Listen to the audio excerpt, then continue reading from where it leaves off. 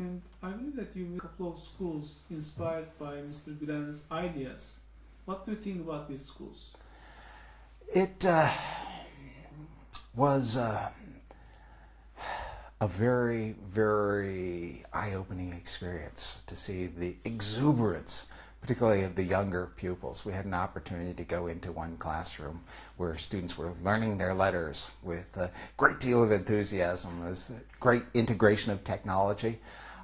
We were, as teachers, constantly commenting upon how far in advance of many of our own schools these Gulen schools were in terms of students being genuinely enthusiastic about learning in particular. One of the things that we face is a kind of malaise of students who don't really want to be in school and who increasingly our culture sends the wrong message, if you will, about education itself so frequently. But we saw over and over again both teachers and administrators and the students themselves who were dedicated to this collective enterprise of learning. And it was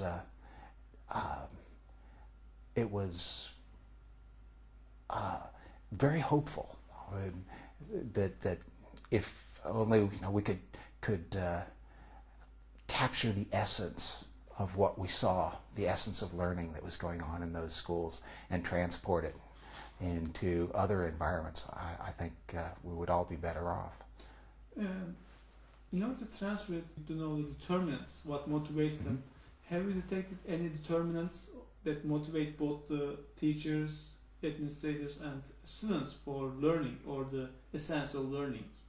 Do you have any, what's your personal experience what do you think that the motivation behind this? The motivation. Education activity, enthusiasm.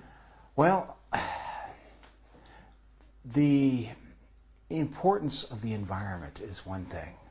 That the love of learning is something that ultimately is and should be contagious.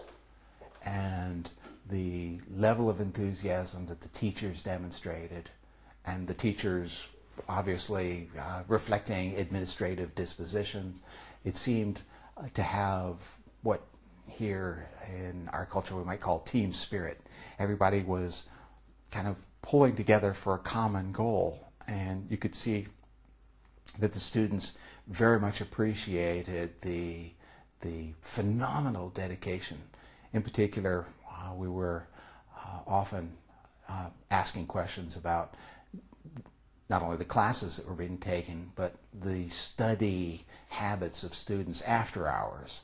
And there seemed to be very little separation, that the students wanted to study, and the students studied well on into the night, long after students here in the United States, unfortunately, would have gone out and played and spent too many hours watching TV or playing video games. The Turkish students seemed to be really advancing the common cause of their own enlightenment. They were as much a part of the process, and the teachers seemed to be there for them on a level of commitment that we found very impressive. And Turkey is also a secular country in terms of government separation of religion and government. Given this environment, what type of secularism that you observe in Gulen schools? It was very, it was very reassuring on the one hand, having been prepared, I guess, for a certain programming that would take place, and does take place, in so many of the religious schools in the United States. Working at a secular institution, I find myself frequently having to deal with students who come from traditions that are so limiting in terms of what a student is allowed to think about things, that I was prepared for schools that were producing a single mindset, and found this not to be the case at all. The Gulen schools seem to be a vivacious mixture of all kinds of perspectives, even amongst the faculty. And I think that the Gulen schools truly do profit from a diversity of perspectives, and was pleased also to see how important female faculty members were as role models for young Turkish women, how important the female teachers were within the schools themselves. And do you believe that the diversity, this difference of opinions in Gulen schools may also contribute to world peace in the future? These children who got this type of education may be more tolerant to other ideas. Very much so. I mean, education ultimately produces human beings who are most capable of coping with the world around them. That unfortunately a set of limiting factors being placed upon people as they are growing up is something that as individuals we have to overcome if we want to live successful, well-integrated lives.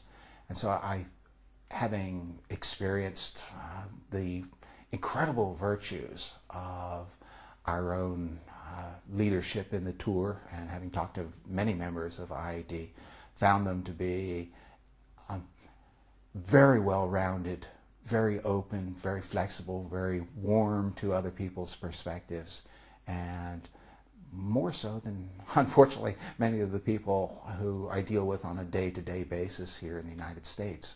It was refreshing in the extreme to see people who were fully human in their intellectual sensibilities.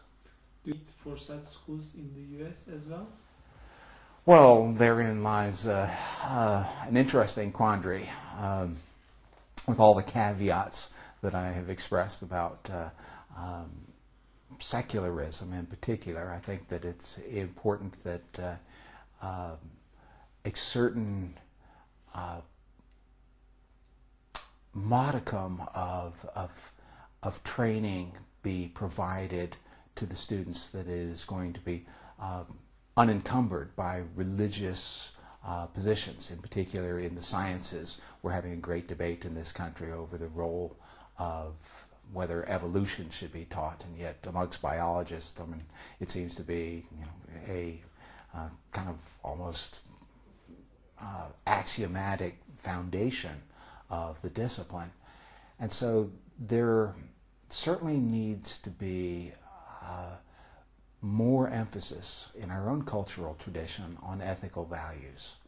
And ethics can indeed come from religious training, so long as it is placed in its proper context. Even at a secular institution, I can see the importance of the teaching of values. As a philosopher, of course, we and I engage in trying to spread ethical traditions, and ethics stands as a discipline independent of religious traditions. But the formulation of values is something the world is in desperate need of. And I think that all things that contribute to that growth of goodness, all these things are very, very important. And so I don't think that it would be inappropriate at all. And personal experience that how do teachers in those institutions teach values to their students? I think from, again, talking to the leaders of our tour, having many discussions with Shafra and Betul in particular, it is very important for people to live by example. And at the schools, I found particularly the upper division students were constantly betraying a loyalty to their mentors, mentorship being the ultimate form of teaching, and people being genuinely shaped by the values that they saw being demonstrated to them by their teachers. And so I think it's working very well there as a formulation of values.